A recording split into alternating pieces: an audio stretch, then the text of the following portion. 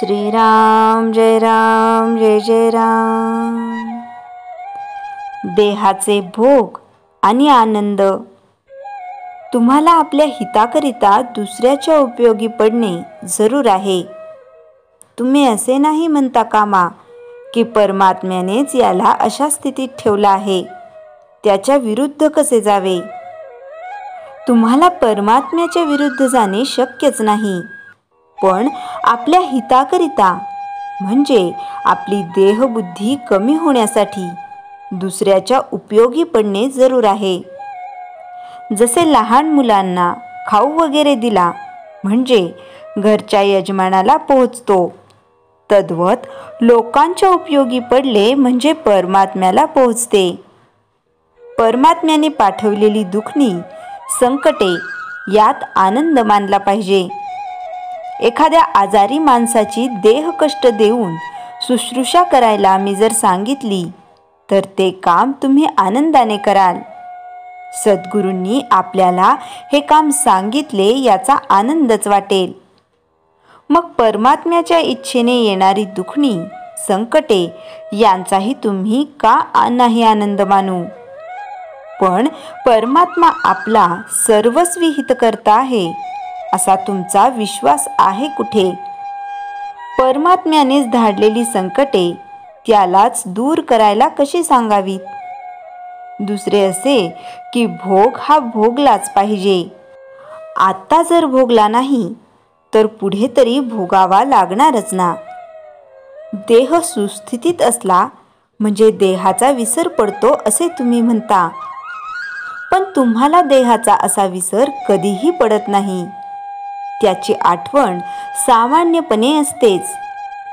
दुखणे वगैरे आले म्हणजे ती विशेषपणे भासते इतकेच। दुखणे आणि त्याचे दुःख ही दोन निराळी असल्यामुळे दुखणे आले तरी मनुष्याला आनंदात राहता येईल। त्याच्याजवळ भगवंत असेल त्यालाच आनंदाचे जगणे प्राप्त होईल। म्हणून ज्याला आनंदात जगायचे आहे त्याने नाम घ्यावे आणि भगवंताच्या अनुसंधानात राहावे। अनुसंधान कशाला म्हणावे। उठणे, बसणे, जप करणे, गप्पा गोष्टी करणे, चेष्टा मस्करी करणे वगैरे क्रियांमध्ये भगवंताशी संबंध आणि संदर्भ असावा हेच अनुसंधान। भगवंताचे अनुसंधान आपल्याला भगवंताकडे घेऊन जाते। मी अनुसंधान टिकवीन असा मनाचा निश्चय करावा। जगाच्या प्रवाहात उलट पोहणे म्हणजे भगवंताचे अनुसंधान टिकवणेच होय। भगवंताचे होऊन प्रपंच करणे ही सर्वश्रेष्ठ कला आहे। भक्ताला ही कला अवगत झाल्याने भक्त भगवंतमय होऊन त्याला सर्व जगतात आनंद दिसतो। श्रीराम जय जय राम। चैतन्यवाणी। देहाची सुखदुःखे प्रारब्धावर टाकूया आणि नामस्मरण प्रयत्नाने व प्रेमाने करूया। श्रीराम जय जय राम। मी कोण आहे सांग बरे।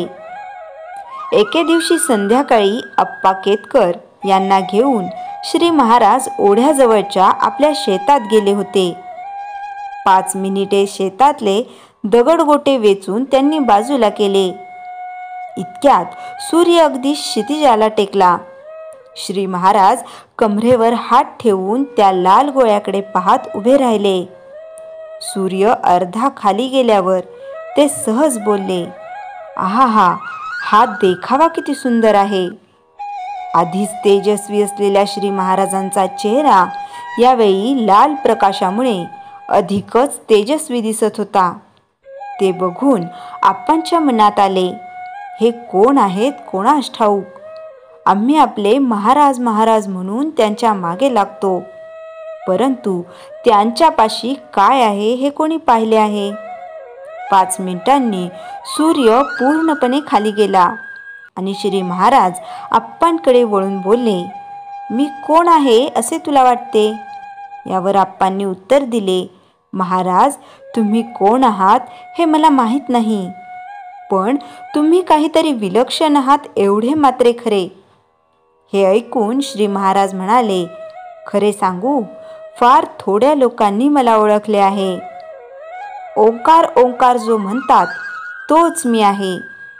जो सतत नाम घेईल, किंबहुना नामामध्ये स्वतःचा विसर ज्याला पडेल, त्यालाच मी कोण आहे हे कळेल. एवढ्यात मंडळी त्यांना शोधित आली व सर्वजण ओढ्यावर हातपाय धुवून संध्या करण्यास गेले. हे कर्म निष्काम नाही. कराडला राहणाऱ्या एका तरुण गृहस्थाने श्री महाराजांना घरी येऊन आपल्याला दर्शन द्यावे म्हणून उपवास सुरू केले. हे श्री महाराजांना कळल्यावर नापसंती व्यक्त करून ते म्हणाले, हे लोक उगीचच अट्टहास करतात. त्या बाजूला गेले असता त्याच्या घरी जाण्याचे आश्वासन देऊन सध्या त्याने उपवास सोडून द्यावा असा निरोप देऊन निळकंठ बाबाला त्यांनी कराडला पाठविले. निरोप पोहोचल्यावर देखील त्या माणसाने उपवास चालूच ठेवला. त्याची पत्रावर पत्रे येऊ लागली. श्री महाराजांनी तिकडे फारसे लक्ष दिले नाही. शेवटी त्याचे आईवडील गोंदावल्यास आले. त्यांच्याजवळ मुलाची खूप स्तुती करून त्यांना श्री महाराजांनी ठेवून घेतले. निघण्याबद्दल त्यांनी विचारले म्हणजे श्री महाराज म्हणायचे, हो, फार दिवस झाले, आता उद्या आपण नक्की निघायचेच. याप्रमाणे आज उद्या करता करता 1 महिना गेला आणि श्री महाराज एकदाचे त्या माणसाच्या घरी गेले. त्याने श्री महाराजांची मोठी पूजा करून त्यांच्यासमोर एका ताम्हणामध्ये 100 रुपये ठेवले व त्यावर पाणी सोडले. हे सर्व झाल्यावर तेथे जमलेल्या स्त्री पुरुषांसमोर श्री महाराज त्याला म्हणाले, देहाच्या उपचाराला जो भुलतो तो भगवंताला अगदी विसरलेलाच असतो, पण ज्याचे अनुसंधान मजबूत असते त्याला जगातल्या ऐश्वर्याची किंमत नसते. असे बोलून श्री महाराजांनी त्याला उपवास करण्याचे कारण विचारले. तेव्हा तो म्हणाला, महाराज, मी देहाला कष्ट दिले की आपण खात्रीने याल या दृष्टीने मी उपवास केला. हे उत्तर ऐकून श्री महाराज हसले आणि त्याला म्हणाले, माझी गोष्ट सोडून द्या, पण देहाला कष्ट दिले म्हणजे भगवंत वश होतो हे काही खरे नाही. असे जर असते तर रस्त्यात उन्हामध्ये खडी फोडणाऱ्यांना भगवंत लवकर वश झाला असता. भगवंताचे लक्ष आपल्या देहापेक्षा मनाकडे असते. तुम्ही उपवास केला ही गोष्ट मला तितकीशी आवडली नाही. उपास घडावा यात जी मौज आहे ती उपास करावा यामध्ये नाही.